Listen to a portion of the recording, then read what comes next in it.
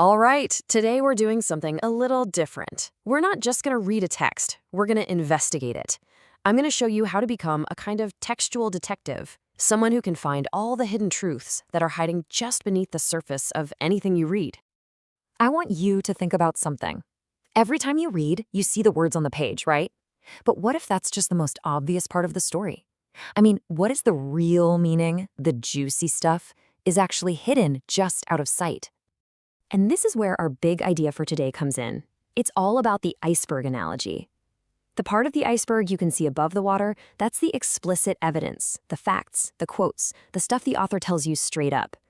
But that massive, invisible base underwater, that's the implicit meaning, all the ideas the author suggests or just assumes you know.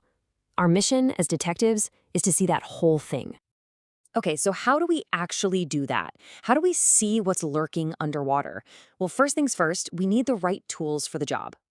You know, every great detective has their trusty toolkit, right? Well, for us, our toolkit is going to be the key concepts we need to crack any case or any text we come across.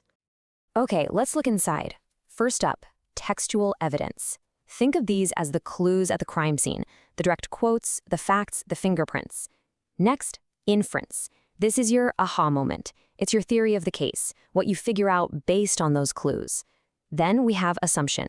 Ooh, this one's tricky. It's the stuff the author just expects you to believe without proving it. And finally, analysis. That's just a fancy word for breaking it all down, putting all the pieces together to see the big picture. Got it? Toolkit's packed. Let's go crack our first case. All right, for this first one, I'm going to take the lead. This is the I do part of our lesson. Just watch how I work through the text, how I spot the clues, and sort the evidence. Pay close attention, because you're going to be my partner on the next one. Okay, detective. Here's our first case file. It's a short text about Harper Lee, the famously private author of To Kill a Mockingbird. Let's see what secrets this text is holding.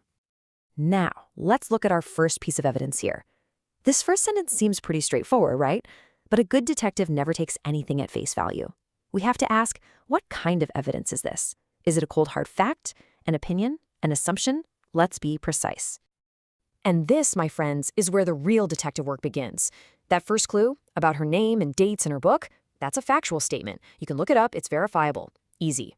But then, the text wonders why a talented writer would only produce one novel. Is that a fact? No, that's an implicit assumption. The author is assuming that all talented writers should write lots of books. And what about calling a character a symbol of integrity? Well, that's the author's interpretation. It's their personal take. See how there are different layers of evidence all working together? Okay, you saw how I did that. Now it's our turn. You're my partner for this next one. This is the we do part, and we're going to tackle a tougher case together, a text about the wild world of social media. All right, partner, here's the file. Social media, we all know it connects us, but man, it has a dark side too. Our job here is to figure out if certain statements are right there in the text, or if we have to do some digging to figure them out. Let's get to work. Okay, let's follow our first lead. The statement is, social media has increased rates of anxiety and depression among teenagers. Is that in the text? Let's look. Bingo! Yes, it's explicitly stated. The text literally says, growing evidence links intensive social media use with increased rates of anxiety, depression. That's a direct match. The fingerprint is right there on the table. All right, partner, now what about this one? Social media companies should be regulated to prevent misinformation. Do you see those exact words anywhere? Take a look. Nope. Not word for word, but the text does talk about regulatory frameworks for harmful effects. So we have to connect the dots, right? This is a perfect example of inference. We're building a solid theory from the clues we have. Nice work. Okay, you've trained with me, you've practiced as my partner. Now it's your time to shine. This is the You Do Challenge. I'm officially handing you the detective's magnifying glass.